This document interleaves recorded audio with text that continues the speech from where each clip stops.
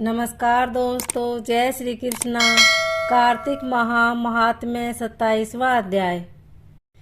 कृष्ण नाम का आसरा, कृष्ण नाम का ध्यान। 27वां अध्याय अब लिखने लगा महान। पार्षदों ने कहा, एक दिन की बात है, विष्णुदास ने नित्य कर्म करने के पश्चात भोजन तैयार किया, किंतु कोई छिपकर उसे चुरा ले गया। विष्णुदास ने देखा भोजन नहीं है, परंतु उन्होंने दोबारा भोजन नहीं बनाया, क्योंकि ऐसा करने पर सायंकाल की पूजा के लिए उन्हें अवकाश नहीं मिलता। अतः प्रतिदिन के नियम का भंग हो जाने का भय था। दूसरे दिन पुनः उसी समय पर भोजन बनाकर वे जो ही भगवान विष्णु को भोग अर्पण करने के लिए गए, तो ही किसी ने आकर फिर सारा भोजन हड़प लिया। इस प्रकार 7 दिनों तक लगातार कोई उनका भोजन चुराकर ले जाता रहा। इससे विष्णुदास को बड़ा विस्मय हुआ। वे मन ही मन इस प्रकार विचार करने लगे, अहो, कौन प्रतिदिन आकर मेरी रसोई चुरा ले जाता है। यदि दोबारा रसोई बनाकर भोजन करता हूँ तो सायंकाल की पूजा छूट जाती है।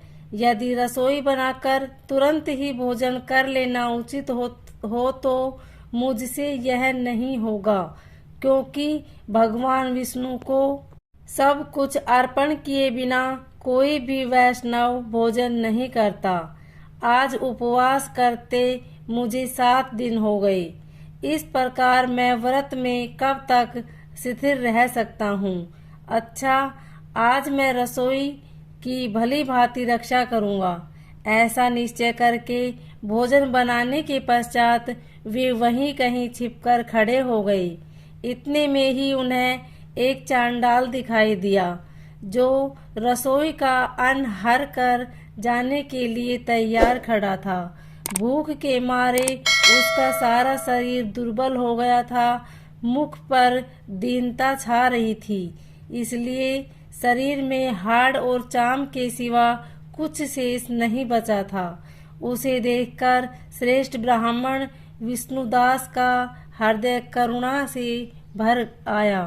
उन्होंने भोजन चुराने वाले चंडाल की ओर देखकर कहा, भैया जरा ठहरो ठहरो, क्यों रूखा सूखा खाते हो, यह घी तो ले लो। इस प्रकार कहते हुए विप्रवर विष्णुदास को आते देख वज चांडाल भय के मारे बड़े वेग से भागा और कुछ ही दूरी पर मूर्छित होकर गिर पड़ा। चांडाल को भयभीत और मूर्छित देखकर द्विज श्रेष्ठ विष्णुदास बड़े वेग से उनके समीप आए और दयावंश अपने वस्त्र के छोर से उसको हवा करने लगे। तदंतर जब वह उठकर खड़ा हुआ, तब विष्णुदास ने देखा वहां चांडाल नहीं है, बल्कि साक्षात नारायण ही शंख चक्र और गदा धारण किए सामने उपस्थित है। अपने प्रभु को प्रत्यक्ष देखकर विष्णुदास सात्विक भावों के वशीभूत हो गए। वे स्तुति और नमस्कार करने में भी समर्थ न हो सके। तब भगवान ने सात्विक व्रत का पालन करने वाले अपने भक्त विष्णुदास को छाती से लगा लिया और उन्हें अपने जैसा रूप देखकर वैकुंठ धाम को चले गए। उस समय यज्ञ में दीक्षित हुए राजा चोल ने देखा विष्णुदास एक श्रेष्ठ विमान पर बैठकर भगवान विष्णु के समीप जा रहे हैं। विष्णुदास को वैकुंठ धाम में जाते देख राजा ने शीघ्र ही अपने गुरु महर्षि मृदुल को बुलाया और इस प्रकार कहना आरंभ किया, जिसके साथ स्पर्धा करके मैंने इस यज्ञ दान आदि कर्म का अनुष्ठान किया है, वह ब्राह्मण आज भगवान विष्णु का रूप धारण करके मुझसे पहले ही वैकुंठ धाम को जा रहा है। इस वैष्णव धाम में भली भांति दीक्षित होकर अग्नि में हवन किया और दान आदि के द्वारा ब्राह्मणों का मनोरथ पूर्ण किया। तथापि अभी तक भगवान विष्णु मुझ पर प्रसन्न नहीं हुआ और इस विष्णुदास को केवल भक्ति के ही कारण श्री हरि ने प्रत्यक्ष दर्शन दिया है। अतः जान पड़ता है कि भगवान विष्णु केवल दान और यज्ञों से प्रसन्न नहीं होते। उन प्रभु का दर्शन कराने में भक्ति ही प्रधान कारण है। दोनों पार्षदों ने कहा।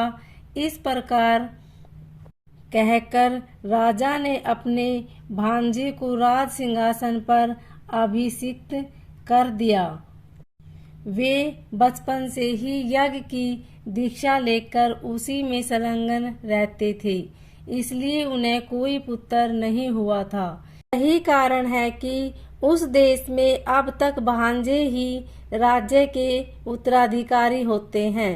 भांजे को राज्य देकर राजा यज्ञशाला में गए और यज्ञ कुंड के सामने खड़े होकर भगवान विष्णु को संबोधित करते हुए 3 बार उच्च स्वर में निम्नांकित वचन बोले। भगवान विष्णु, आप मुझे मन, वाणी, शरीर और क्रिया द्वारा होने वाली अविचल भक्ति प्रदान कीजिए।